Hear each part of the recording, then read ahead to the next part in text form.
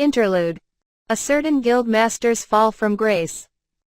The night of Ryoma's sparring match with Sever, an elderly man with a grouchy expression and another man with an intimidating gaze sat on a couch opposite a younger, nervous-looking man.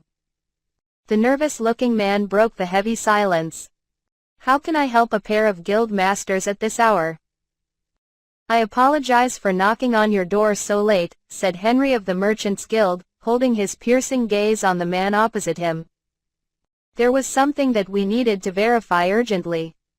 "Felt, you know why we're here." "We're well aware it's far too late for pleasantries." "Let's cut to the chase," said Charles, the more elderly of the pair. He had flown here from the Adventurers Guild in Teresa. After a few moments of thought, Felt, none other than the guildmaster who had tried to interfere with Ryoma's exam, answered coolly, "Master Henry, Master Charles. I haven't a clue what could possibly warrant you both coming all this way." The expression on each inquiring guildmaster's face shifted. A sharp grin split Henry's face, and Charles's disgruntled look turned downright disdainful. "You have either mastered the art of masking your thoughts, or you're completely oblivious," said Charles. "Felt, we're here to have a serious discussion, so drop the theatrics." "A boy named Ryoma Takebayashi came here," said Henry. "Oh, I remember the boy. But I still don't understand why you are here." "Unless he caused some trouble," Felt said, clearly expecting a confirmation. Charles sat red-faced, straining to maintain his composure. There was a clear disconnect between Felt and the other two guild masters. A few seconds later, Charles exploded.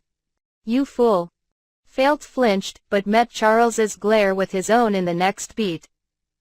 "Master Charles, your anger is getting the better of you. It brings into question your professionalism." "You dare speak of professionalism?" Charles bellowed. "When you failed to do your job. I fulfill my duties each and every day." "Frankly, I am offended at the accusation," Felt countered innocently. So you never apologized to him," Henry interrupted quietly, just in time to make Charles hold himself back. "Apologize?" Felt repeated.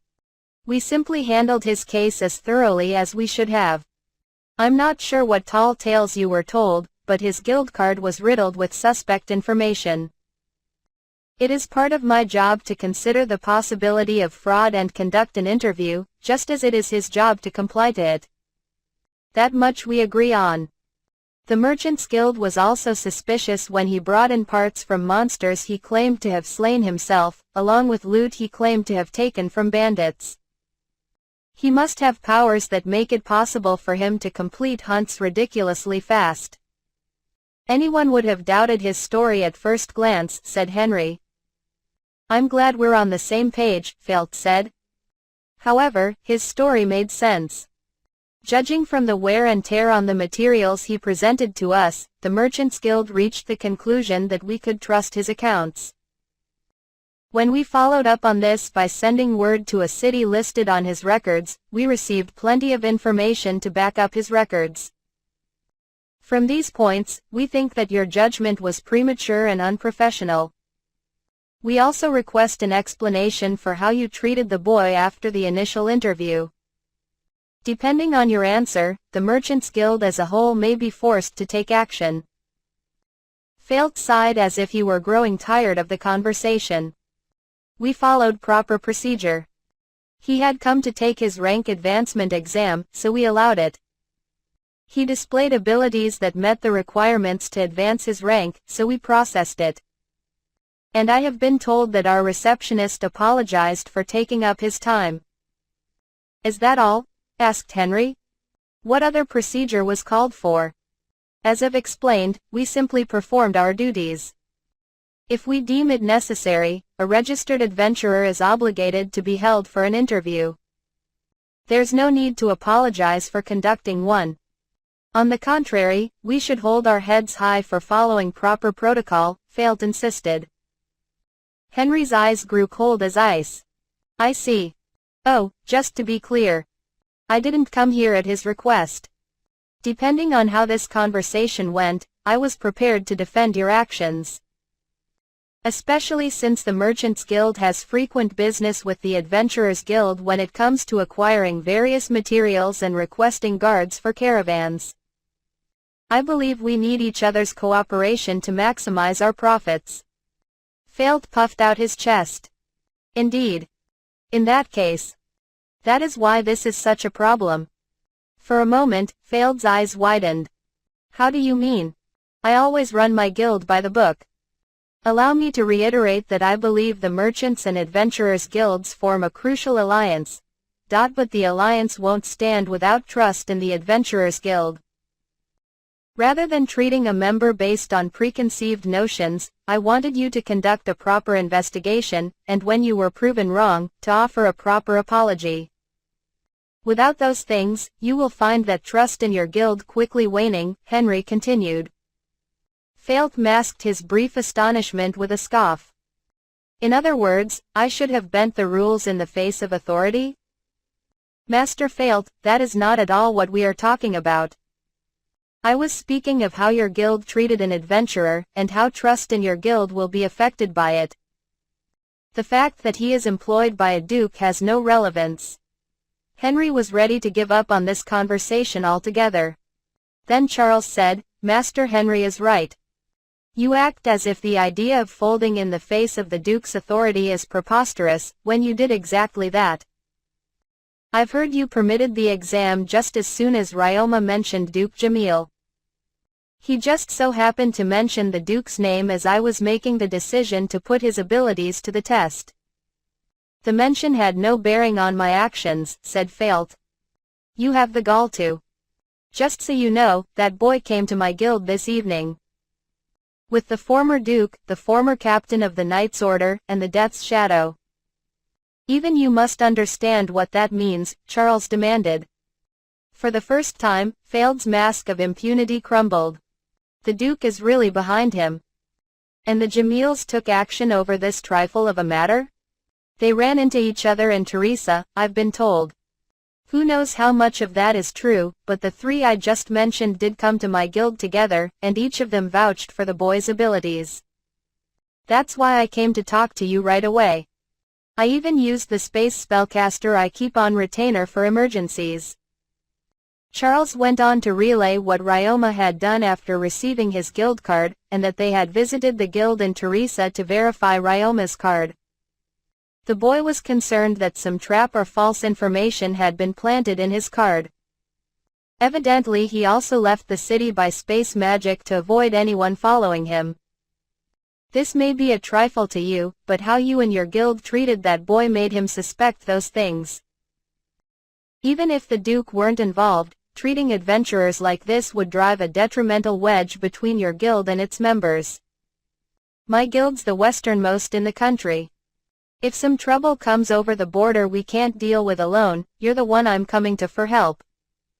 This could lead to a matter of life and death, so I need a real good explanation. Truly, I am offended, Felt said. What? You make it sound like I was trying to frame him or make some sort of violent retaliation.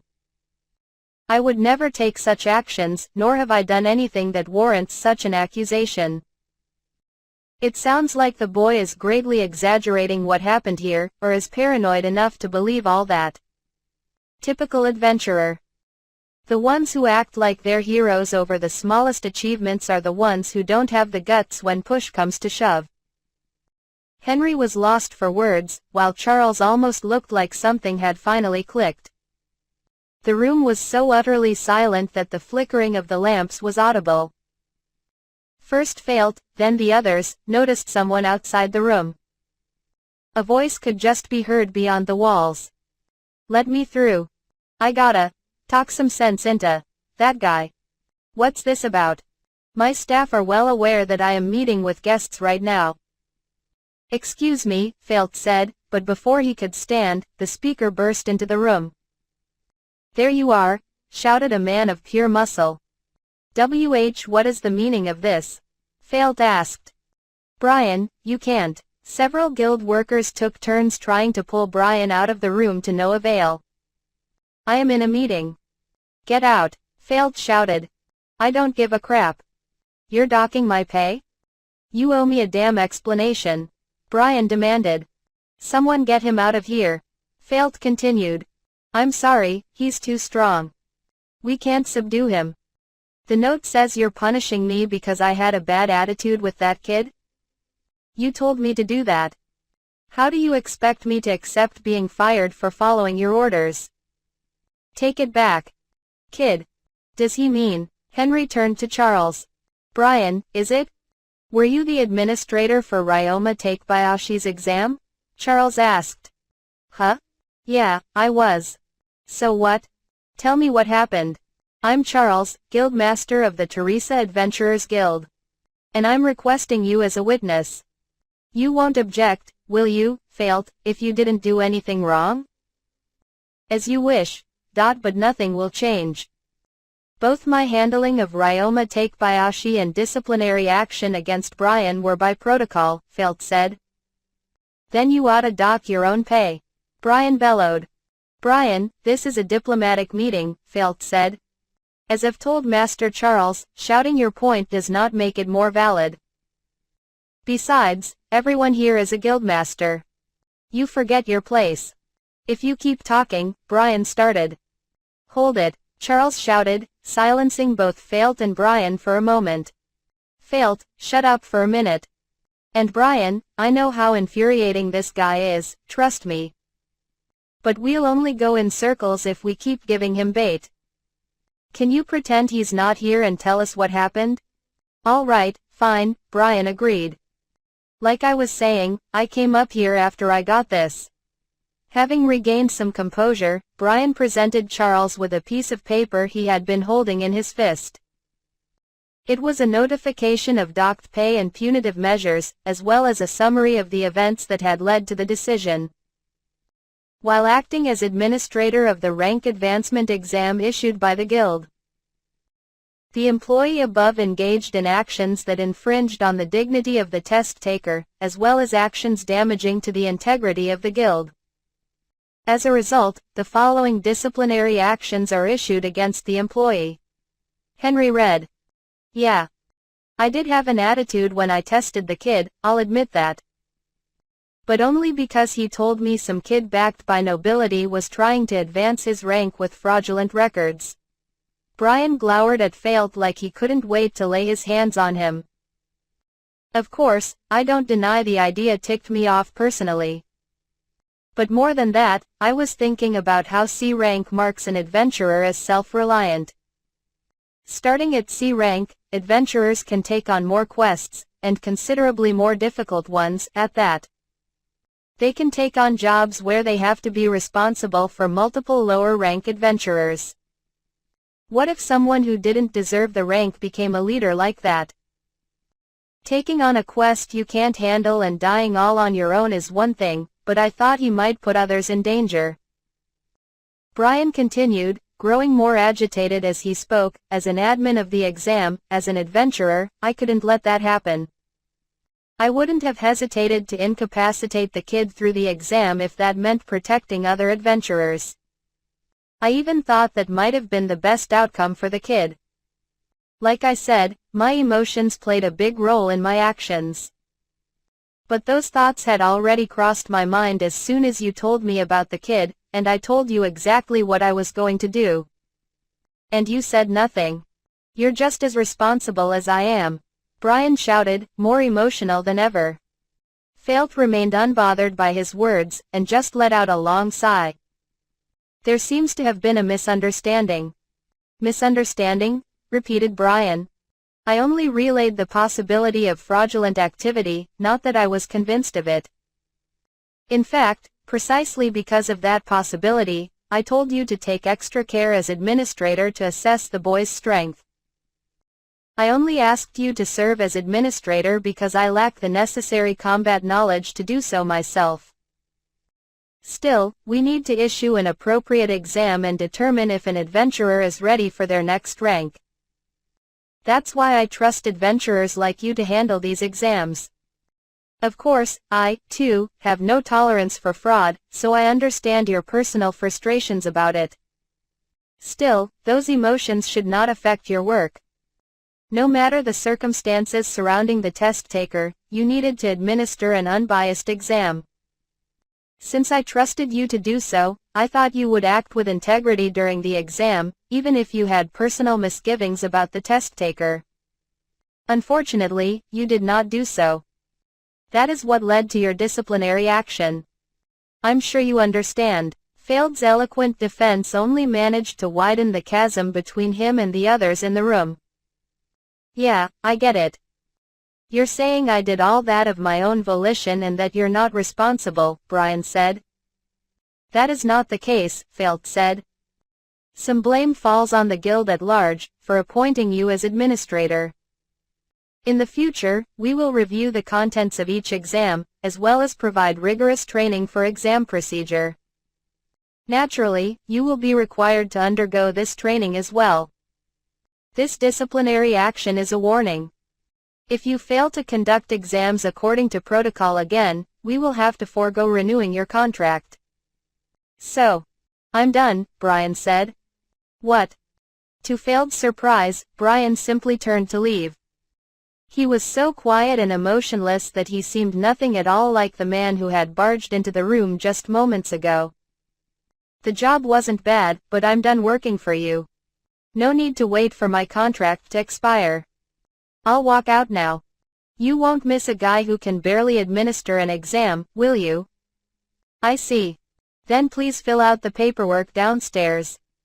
Oh, if you fail to fulfill your contract by not completing the quest, you will have to pay a penalty fee, and there will be a note on your record. You're threatening me? Asked Brian. That I'll be arrested, like how you threatened the kid. No, just reminding you of the guild's terms. I can't have you claiming ignorance of it after the fact, Felt said. See, there's no talking to you. Put it however you want, you're just dodging responsibility. Be a human being for once. Brian then walked out of the room. I'm out, said Charles. I'll go with you, said Henry. You're both leaving? Felt asked. Like Brian said, there's no talking to you. Ryoma must have felt the same way. I always knew you were a bit stuck in your ways, but I at least thought you were a hard worker. Now that I know you're such a... You don't like adventurers, do you? Why are you even a guild master for the Adventurers Guild? Charles asked. Because it's my job. I do not dislike adventurers. I merely fulfill my duties, Felt said. Adventurers are a mixed bag, Charles said. Plenty of hard workers, but some of them act like slugs.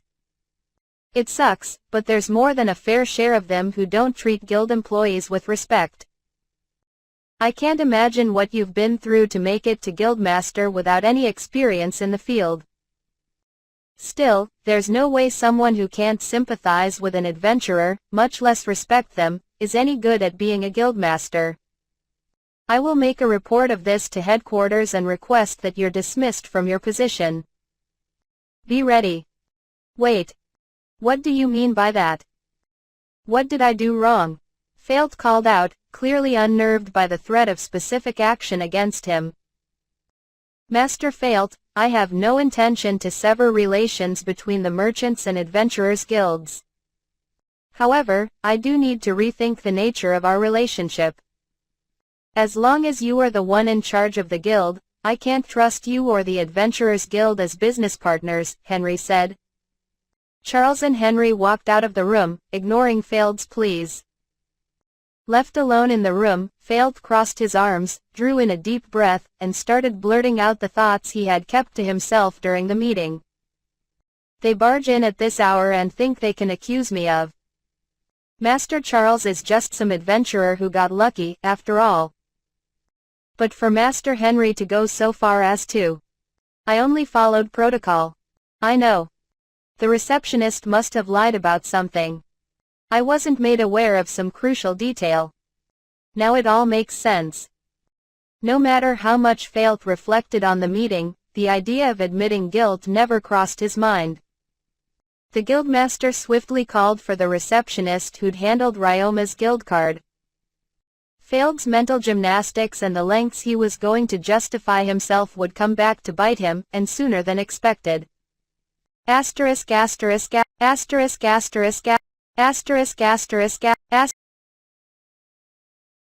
Why are there only 3 of you here? Failed asked his guild employees the next morning. Even the 3 employees present all looked disgruntled and ready to walk out. We're on strike. If you don't apologize and resign, we'll quit. What is going on? You were all working like nothing was wrong until yesterday, said Failt. It's your fault, one of the 3 employees countered. You called up Susan last night and forced her to admit to a mistake she didn't make. We all heard about it, and that's our last straw. If I weren't in charge of reception, I wouldn't be here either. What? We're all sick of you, said another employee. You never listen to our input, you shove arbitrary rules in our faces that you've interpreted in your favor. You're the boss, so we never complain, but it makes our job a pain to do, and none of your directions or explanations make sense.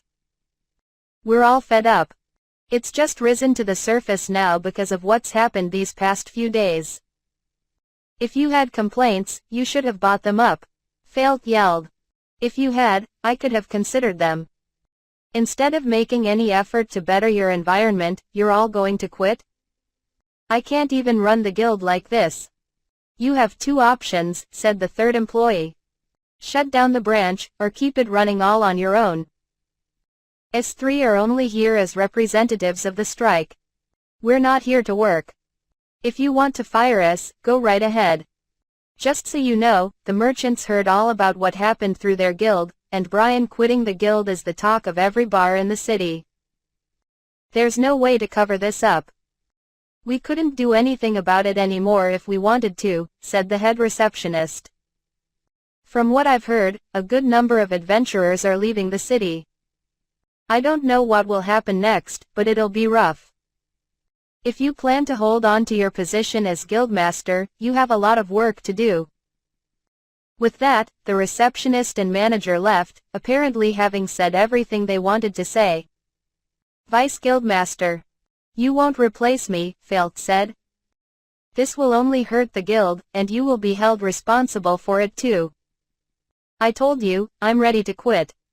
Even if I were made guildmaster of this branch, I'd just be running around trying to clean up your mess. I'd rather work my way up to a decent position in another guild.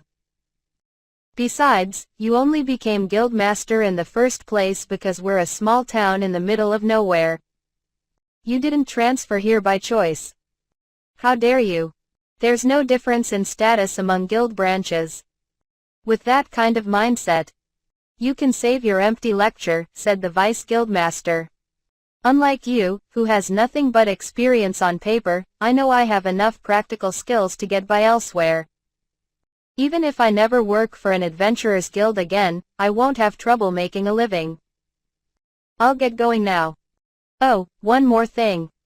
Once you decide to resign, contact my house either in person or by mail.